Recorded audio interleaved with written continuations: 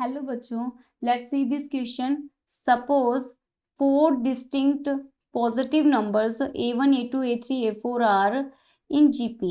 Let b1 is equals to a1, b2 equals to b1 plus a2, b3 equals to b2 plus a3 and b4 equals to b3 plus a4.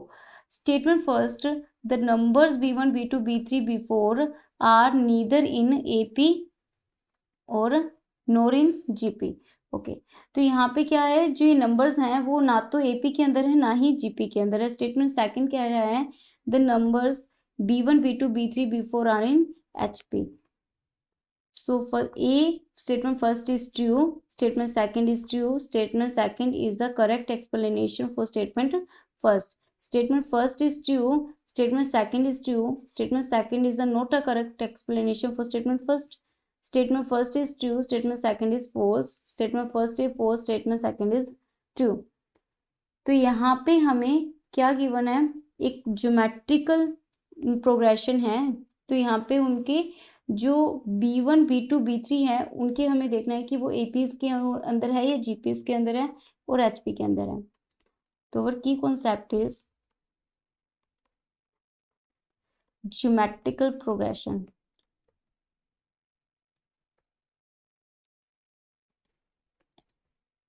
तो यहाँ पे क्या होगा, geometric progression के अंदर हम देखते हैं कि हमारा जो स्टेप्स होते हैं वो कुछ इस टाइप से होते हैं. A R square, A R cube, इनका जो कॉमन डिफरेंस होता है वो हमारा आर होता है और ए हमारा फर्स्ट टर्म होती है.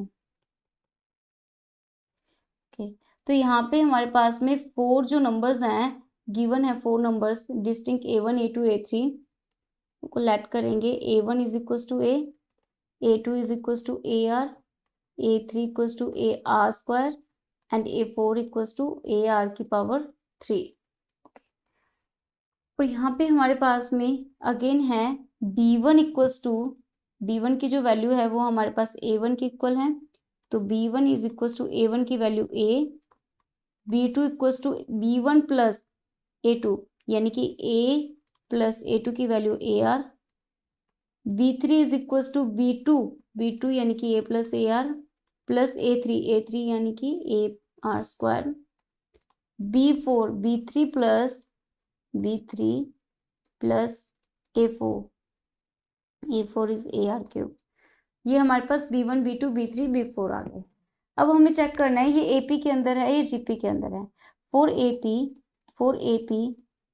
के अंदर हम चेक करने के लिए क्या करते हैं, इनका कॉमन डिफरेंसेस देखते हैं.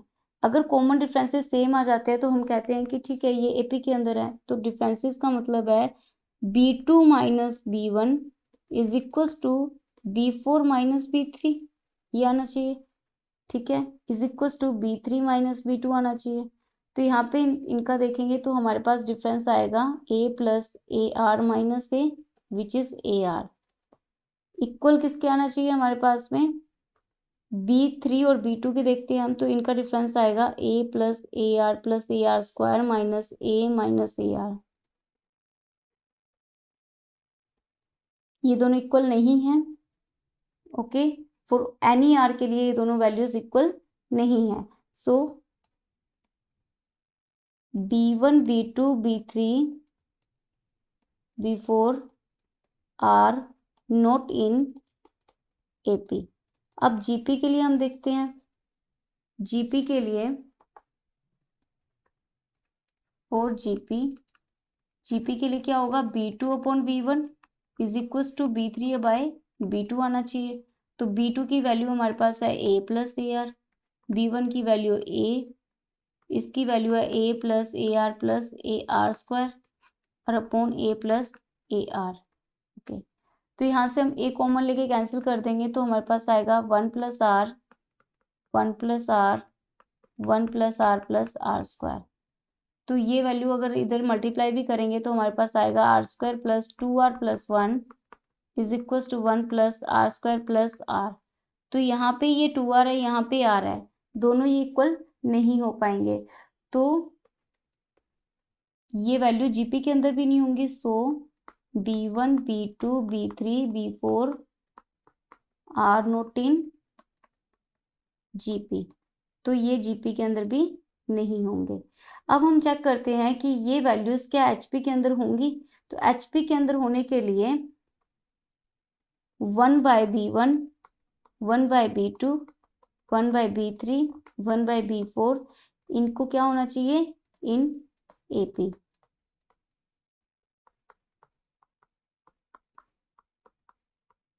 If B1, B2, B3, B4 are in HP then उनका रेसिप्रोकल क्या हो जाएगा AP के अंदर होगा। तो AP के लिए हमें पता है 1/B2 माइनस 1/B1 होना चाहिए, B3 माइनस B2 होना चाहिए। तो इनको चेक करते हैं। इसके लिए B3 की वैल्यू, B2 की वैल्यू हमारे पास A प्लस AR होती है, इसकी वैल्यू A होगी। 3 के लिए हमारे पास होगा AR²,